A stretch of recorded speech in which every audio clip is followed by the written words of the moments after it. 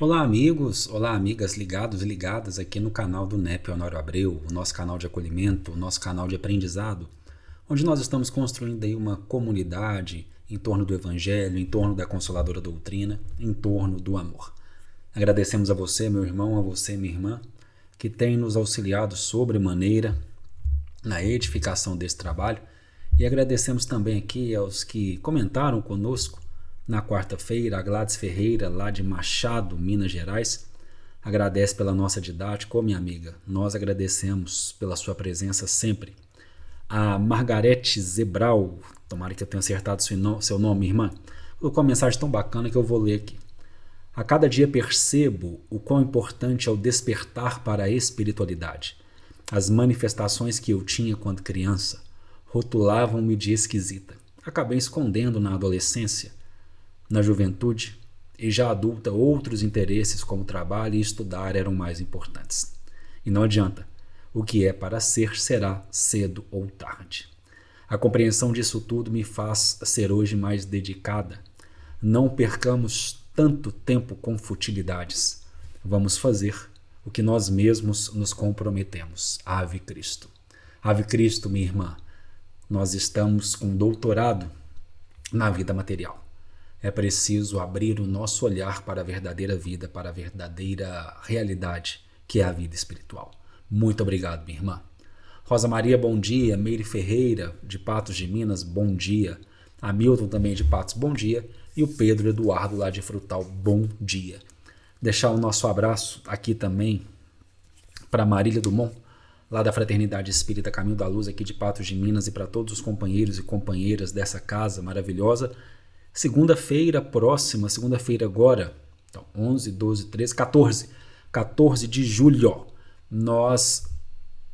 14 de julho, nós estaremos na Fraternidade Espírita Caminho da Luz, aqui em Patos de Minas. Nós estaremos conversando sobre causa e efeito.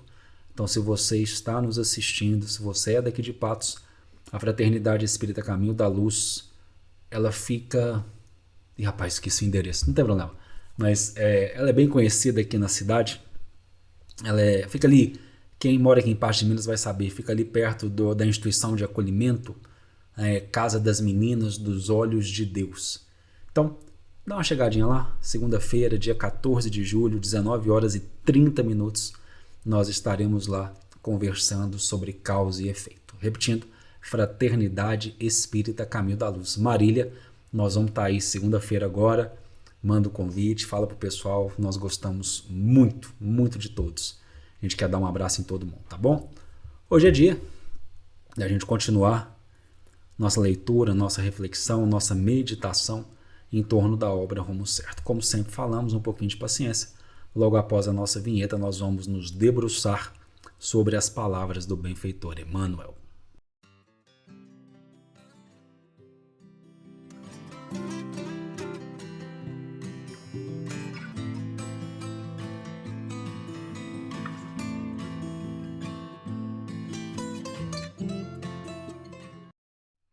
Pois bem, meus amigos, hoje, antes de nós irmos à leitura da mensagem do livro Rumo Certo, eu gostaria de trazer aqui a reflexão, uma passagem que está lá na obra Jesus no Lar, psicografia de Francisco Cândido Xavier, autoria de Neio Lúcio, e o capítulo de número 31, o título é A Razão da Dor. Veja bem, Raquel, antiga servidora da residência de Cusa, ergueu a voz para indagar do mestre por que motivo a dor se convertia em aflição nos caminhos do mundo. Não era o homem criação de Deus? Não dispõe a criatura do abençoado concurso dos anjos? Não vela o céu sobre os destinos da humanidade? Jesus fitou na interlocutora o olhar firme e considerou. A razão da dor humana procede da proteção divina. Os povos são famílias de Deus que, à maneira de grandes rebanhos, são chamados ao aprisco do alto. A terra é o caminho. A luta que ensina e edifica é a marcha. O sofrimento é sempre o aguilhão que desperta as ovelhas distraídas à margem da senda verdadeira. Então nós temos vários pontos interessantes aqui. Essa antiga servidora da casa de Cusa, Raquel, ela não desconsiderava a dor. O seu questionamento é: por que a dor se transforma em aflição? E aí nós percebemos que o transformar a aflição em dor é muito mais uma resposta que as individualidades concedem àquele processo reparador. Concedem aquele processo reparador. Porque, como Jesus muito bem orienta, a dor é um mecanismo de proteção divina. Aqui a gente vai ter que fazer algumas explicações. Já trouxemos isso anteriormente em algum estudo? Não vamos recordar qual. O universo ele é regido por um determinismo do bem e do amor.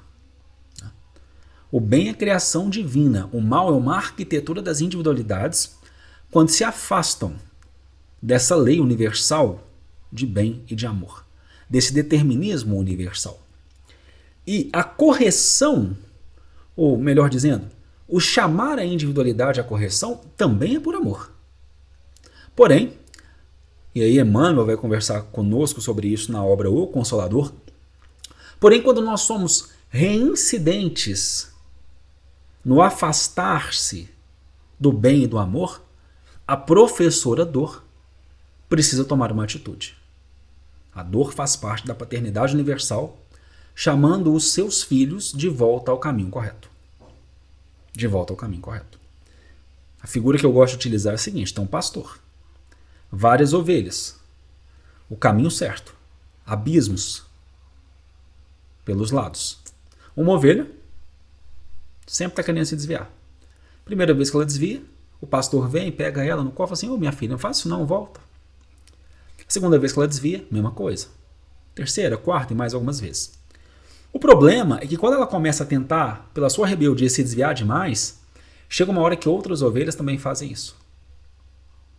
Sabe aquela história do boi manso?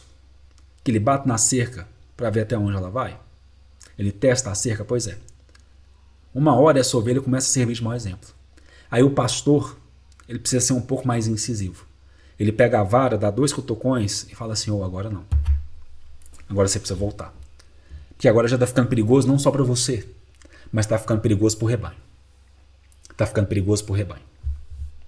E aí vem a professora dor. A professora dor na nossa existência, por mais que a gente tenha a compreensão engrandecida pela consoladora doutrina, a gente tem que perceber o seguinte. E aqui eu vou usar a figura da criança com o pai e com a mãe. Tem coisas que nós somos crianças e o nosso pai, a nossa mãe, eles impõem pra gente e a gente não entende. Mas a gente obedece. Obedece por temor, obedece por respeito, obedece porque por mais birra que a gente faça, a gente não vai conseguir que seja diferente, mas a gente obedece. E aí, quando nós estamos adultos, nós olhamos para trás e falamos: nossa, graças a Deus. Graças a Deus que eu fui educado daquela forma pelo meu pai e pela minha mãe. Então, pega essa figura aí. A gente é criança espiritual. E tem muito processo educativo, entre aspas, dor, que a gente passa agora, que nós não vamos compreender. Nós não vamos entender. Mas nós vamos enfrentar. Calado, resignado. Porque quanto mais birra a gente fizer, em mais processo aflitivo essa dor se transforma. Pegando aqui a linguagem de Raquel, antiga servidora da casa de Cusa. Quanto mais birra a gente fizer, mais o sofrimento enquanto resposta emocional à dor, ele se aproxima dos nossos caminhos. Então a gente vai obedecer e a gente vai saber que a resposta, a compreensão está guardada para o futuro. Está guardada para o futuro. E aí, essa mensagem de hoje, ela toma outro patamar. Capítulo de número 37, o título é Taxa de Sombra. Taxa de Sombra. E o benfeitor vai falar assim: em matéria de tribulações, será justo salientar a taxa de sombra que comumente adicionamos à carga de provas salvadoras e regenerativas que para nosso próprio benefício a vida nos deu a carregar. Então já não está fácil. A nossa lamúria, nossa reclamação, a nossa revolta faz ficar ainda mais difícil. Que é o que Emmanuel vai falar aqui, da taxa de sombra que nós adicionamos às provas salvadoras e regenerativas que a vida nos concede para nosso próprio benefício. O que a gente falou na mensagem de quarta-feira? Rendamos graças a Deus, que nos concede novas oportunidades não nos condenando irrevogavelmente após a primeira falta. Vamos lá. A rebeldia é sempre condição negativa e, em se manifestando conosco, na forma de inquietação desnecessária, é dos piores corrosivos da alma, frustrando-nos recursos de realização e oportunidade, serviço e tempo. A rebeldia, ela deixa a gente cego. Ela deixa a gente cego. Então, aquela lição que estava vindo daquele processo, nós não conseguimos perceber. Por quê? Porque nós nos entregamos à rebeldia. Referimos-nos, sobretudo, ao sofrimento criado por nossas próprias atitudes de não aceitação, a palavrinha aqui, aceitação diante da vida. Reflitamos nisso, podando as aflições que se nos amontoam em torno das dificuldades naturais. Porque a vida tem as suas dificuldades. Nós não estamos aqui para ficar tocando flauta o tempo todo. Nós não estamos aqui para não trabalhar. Então a vida tem as suas dificuldades. Agora, quanto mais eu me revoltar perante esses processos de aprendizado, pior vai ficar. E aí é legal demais que Emmanuel vai começar a trabalhar conosco aqui na figura de exemplos. Teremos renascido na Terra com determinado problema físico ou psicológico. Se o admitimos por lição amiga ou controle edificante, para logo se transforma em bênção de auxílio, ao invés de persistir conosco por empeço a complicar. Olhar a vida com outro olhar. Gente, em momento nenhum Emmanuel está falando assim, gosta da dor, ama a dor, pede a dor. Não é isso. Quem tem esse comportamento precisa se tratar psicologicamente. Isso não é um comportamento normal. Você gostar da dor, você pedir a dor. A dor não está aqui para você querer que ela sempre esteja aqui, porque senão você nunca vai aprender. Mas ela está aqui para que você reflita com aquele quadro. Não se revolte com aquele quadro. E faça com que aquele quadro passe o mais brevemente possível. Não porque é uma questão de tempo cronológico. Não porque é uma questão de tempo cronológico. Mas porque psicologicamente você se adequou àquilo. E você está retirando as maiores lições daquele processo que vem para ensinar. Então aqui, Emmanuel não está fazendo uma ode. Emmanuel não está aplaudindo a dor. Isso é um comportamento doentio. Não é isso. O que ele está pedindo é, não piore o quadro que já é difícil. Provavelmente no mundo teremos recebido parentes difíceis, até porque nós também somos parentes difíceis, não é mesmo? Se os abraçamos à conta de companheiros destinados a experimentar-nos a paciência e a ternura, para breve se transfiguram em tesouros de sentimento. Sofremos doenças. Se as acolhemos por ensinamentos justos da vida, elas se transfiguram em cursos de educação. Estaremos faceando rude fracasso? Se nos dispomos a vará-lo com entendimento e coragem, ei-lo que se nos faz alavanca de apoio para os caminhos de êxito e segurança. Achar-nos-emos nos obstáculos da madureza extrema do plano material. Se aceitamos o desgaste orgânico, sem deixar o trabalho que se nos faça possível na seara do bem, a mais avançada senectude ser-nos-á período precioso de meditação e ajuste espiritual. E aqui ele vai fechar, é brilhante. Quando a aprovação nos visite, lição preciosa e natural da escola da vida, aceitemos o que sejamos e sirvamos com tudo aquilo de que possamos dispor, a benefício do próximo, com serenidade e compreensão, e estaremos livres da taxa de desespero que, em qualquer sofrimento, é sofrimento muito maior. Então, em qualquer dor, em qualquer sofrimento, se eu me desespero, ele piora. Ele piora. Tem uma história muito bonita, eu vou resumir aqui. Essa história quem conta é o próprio Chico. O vídeo é lindo. E aí foi quando o Chico perdeu seu irmão, José Cândido Xavier era o nome do irmão, se eu não me engano. É porque eu sempre confundo os nomes José com João, mas eu acredito que esse irmão dele chamava José Cândido Xavier. Na verdade, esse irmão teve um problema de saúde, ele ficou acamado, e aí o Chico começou ali a orar. E aí teve uma reuniãozinha, né? Com espíritos bem iluminados, Bezerra, Emmanuel, etc.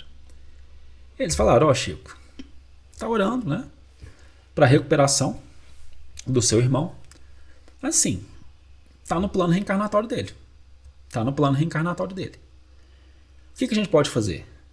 Como ele trabalhou 10 anos ininterruptos na causa do bem, em favor do próximo, o que pode ter aqui, a gente consultou os planos ainda maiores, o que pode ter aqui por justiça divina, por misericórdia divina, é uma remissão. Pode ter aqui uma remissão. Ele teria que ficar 10 anos acamado, nós vamos descontar o tempo. Ao invés dele ficar 10 anos acamado, ele vai desencarnar hoje mesmo. Isso é o melhor que a gente pode fazer. A noção aí da desencarnação, né? Como porta de libertação. E foi o que aconteceu. Né? Por seu mérito no trabalho ao outro, ao invés de ficar 10 anos acamado, o irmão do Chico ele foi levado aos planos maiores naquela mesma noite. Ele deixou mulher e filho, 1 ou 2 filhos, não me lembro. E pelas vias do destino, a viúva ela também caiu numa crise nervosa e ela precisou ser levada a um hospital de Belo Horizonte, e isso aconteceu porque alguns amigos de Pedro Leopoldo conduziram ela a um hospital para tratar da sua saúde mental. O Chico estava muito triste com isso, mas muito triste mesmo. E aí teve uma noite que o sobrinho do Chico, filho dessa senhora, ele era acamado. Ele era acamado. E ele estava chorando muito, chorando muito. Aí o Chico não aguentou e começou a chorar também. O desespero que piora o sofrimento, que piora a dor. Sim, o Chico. Essa história é contada, essa história é narrada. Tem um vídeo na internet, pode procurar no YouTube, essa história é narrada pelo próprio Chico. Ele começa a chorar. Emmanuel surge do lado dele e dá ali diversas explicações, é bastante extenso, não vou tomar mais o tempo de vocês aqui, mas o mais importante ele fala o seguinte: você está vendo aquele sobrinho seu que está chorando? Enquanto a mãe dele estiver internada, ela vai retornar, mas não vai ser quando você quiser, né? Porque tem ali o período de prova a passar. E ela retorna, 2 anos depois ela retorna, já bem melhor. Mas enquanto a mãe dele está internada, transforme-se em uma figura materna para aquela criança que agora chora. E assim o Chico fez, enxugou as lágrimas e foi ser essa figura materna. E o Emmanuel tinha uma postura muito interessante com o Chico, quando ele se sentia triste, acabrunhado, ele pedia que o Chico se dirigisse, e aí já na cidade de Uberaba, se dirigisse aos bairros mais complicados, carentes da cidade de Uberaba. Não é para ver que tinha gente pior que ele, não é isso, é para trabalhar em prol do outro. Porque quando a gente trabalha em prol do outro, quando a gente encontra a dor do outro, automaticamente nós atenuamos a nossa dor. Automaticamente nós atenuamos a nossa dor. E quando nós atenuamos a nossa dor, nós não entramos nesse processo enfermiço da reclamação, da rebeldia, que só servem para piorá-la. É a nossa reflexão de sexta-feira. Gostou? Curte, comenta, compartilha. E como eu sempre falo, acho que as pessoas aí até já aguardaram. Até o nosso próximo encontro.